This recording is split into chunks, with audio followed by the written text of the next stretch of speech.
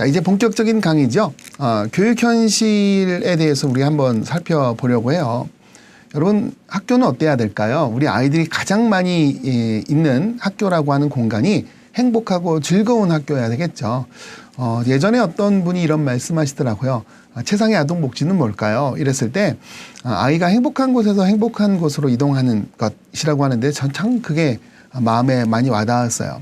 아이가 집에 있으면 학교에 가고 싶고, 학교 끝나면 예를 들면 다양한 활동들을 하고 싶고, 활동들이 끝나면 집으로 돌아가고 싶은 부분들이 있잖아요. 그럼에도 불구하고 집에 있으면 학교 가는 게 너무 싫고, 그렇죠?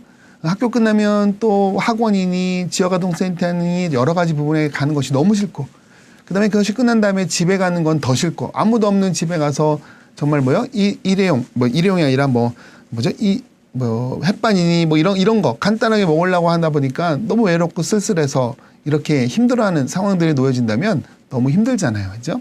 물론 다른 상황들도 많이 만들어야겠지만 학교에서 많이 즐겁게 보내야 되는 그 부분에 있어서 행복하고 즐거운 학교를 만드는 것이 되게 중요하죠. 그런데 현실적으로는 이런 병리적 현상들이 너무나 많아지고 있다라고 하는 거예요. 이거를 다양한 체계 차원에서 좀 살펴보려고 하는 거죠. 첫 번째는요, 개인적인 차원에서 보려고 하는 거예요. 우리가 여러분 생태 체계적 관점이라고 하는 것이 사회복지계에서 가장 중요한 관점이잖아요. 맞죠? 그래서 개인으로만 보고 끝나는 것이 아니라 개인과 가족과 그다음에 학교와 지역사회 차원으로 이렇게 한번 좀 범위를 확대시켜서 살펴보려고 해요. 자, 학생 개인적 차원, 아까 전에 학교 가는 것이 행복해야 되는데 학교에서 자꾸 폭력을 당하고 있어요. 그럼 아이가 얼마나 학교 가는 것이 싫겠어요. 그죠? 그다음에 따돌림을 당하고 있어요. 여러분, 이 폭력도 대단히 지금 문제지만요. 따돌림 당하는 거는 오히려 정서적으로 학대, 폭력과 관련된 부분들인 거예요. 그래서 학교 폭력, 따돌림 이 부분들은 신체적인 것뿐만 아니라 정서적으로도 안전한 학교를 만들어야 되는 부분들이 우리에게 과제로 남아 있는 거죠. 제가 이제 박사 논문으로 쓴 것이 이제 무단결석에 대한 부분을 썼는데요. 여러분, 무단결석이 있기 전에 아이들은 잦은 지각들이 나타나기 마련이에요.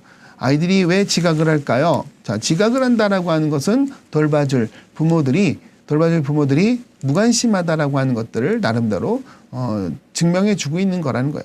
그냥 결석이 아니라 지각이 아니라 무단으로 지각되어지는 건 점점 더 심각해지는 문제겠죠. 그래서 조기에 이런 지각이 있을 때 이렇게 대처해 줄 수 있는 방안이 만들어지는 건 되게 중요하다는 거예요. 자, 그랬는데요.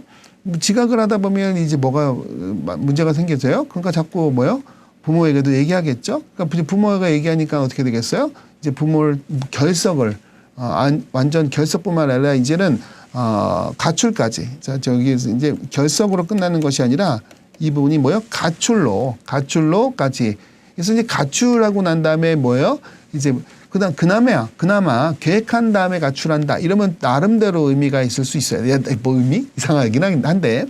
가출을 하더라도 계획한 다음에 가출하면 솔직히 말하면 문제가 심각해지지 않는 경우들이 상당히 있어요. 그런데 아무런 계획 없이 가출을 한 다음에 잘 데가 없거나 또는 먹을 게 없거나 이러다 보면 성매매나 매수 이런 환경에 놓여질 수 있는 부분이 많아질 수 있기 때문에 너무나 힘든 상황에 놓여진 아이들을 너무 많이 만나게 됩니다.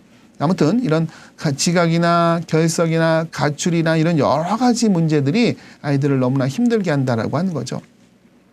얼마 전에 청소년 쉼터에 계신 분이 있었어요. 이제 가출이라고 얘기하면 안 된다라고 얘기를 하더라고요. 그래서 뭐라 그러냐 했더니 탈가정이라고 얘기하더라고요. 아이들이 가출할 수밖에 없는 그 가정을 탈출하지 않으면 더 이상 살 수 없는 상황 속에 놓여져 있는 아이들이 너무나 많이 있다는 거예요. 참, 그 말을 들으면서 이제는 용어에 있어서도 대단히 좀 우리가 심각하게 바라봐야 되는 부분이 있구나라는 생각도 하게 됐었죠. 자, 아무튼 학교 부적응 문제도 상당한 문제가 있고요. 그다음에 이제 학교 생활 만족도도 지속적으로 하락하고 있어요. 여러분, 전 세계적으로도요, 우리나라 학생들이 학교에 출석하는, 그렇죠? 학교에서 이제 학교에 있는, 나이 또래 아이들이 학교 다니는 비율이 전 세계적으로